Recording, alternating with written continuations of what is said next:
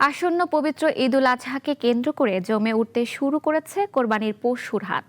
ক্রেতাদের আকৃষ্ট করতে খামারিরা দেশীয় ও প্রাকৃতিক পদ্ধতিতে লালন পালন করা পশু নিয়ে প্রস্তুত।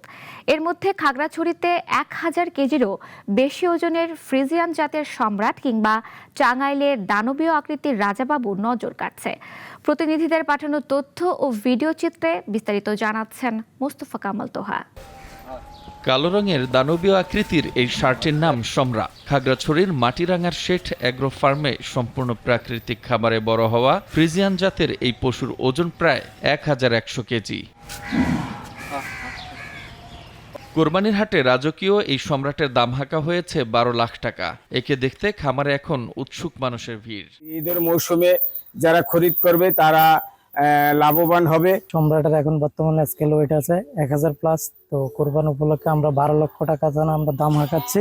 এবারের কোরবানির হাট ক্রেতা ও খামারি উভয়ের জন্যই ইতিবাচক হবে বলে আশা করা হচ্ছে। আমরা আশা করতেছি সেই উদ্বৃত্তরা, যেহেতু আমাদের পাহাড়ি গরু হওয়ার কারণে এখানে স্বাভাবিক খাবার খেয়ে বড় হয়, এখানে অ্যাস্টেরয়েড জাতীয় কোনো কিছু এখানে প্রয়োগ করা হয় না এবং খামারিরাও কিন্তু এ ব্যাপারে অনেক সচেতন।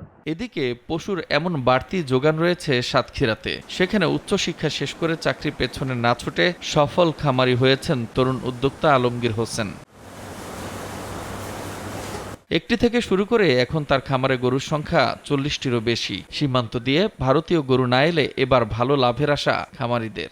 ইন্ডিয়া থেকে যেন গরুটা না আসে কোথায়, আর খাদ্য খাবারের দামটা তুমি একটু সহনশীল থাকে। আমরা আশা করছি আমাদের যে প্রাণীগুলো আছে সেই প্রাণীগুলো এখানকার যে চাহিদা আছে সেই চাহিদা মিটিয়ে আমরা পাশের জেলা বা অন্যান্য জায়গায় আমরা সরবরাহ দিতে পারব। অপরদিকে টাঙ্গাইলের হাটে ক্রেতাদের মূল আকর্ষণ হলিস্টাইন ফ্রিজিয়ান জাতের 1150 কেজির ষাঁড় রাজাবাবু। গরুর মালিক মীর সজিবুজ্জামান বলছেন, বলিউড সিনেমার স্টাইলে চলে বলে ভালোবেসে এই নাম রাখা। দাম চাওয়া হচ্ছে 8 লাখ টাকা।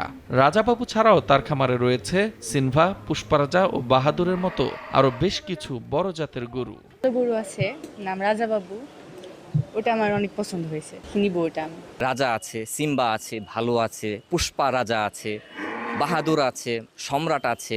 2026 সালে এটাকে কোরবানির জন্য প্রস্তুত করেছি। এবার টাঙ্গাইলে চাহিদার তুলনায় উদ্ধৃত রয়েছে প্রায় 40,000 কোরবানিযোগ্য পশু। মোস্তফা কামাল তোহা, নাগরিক।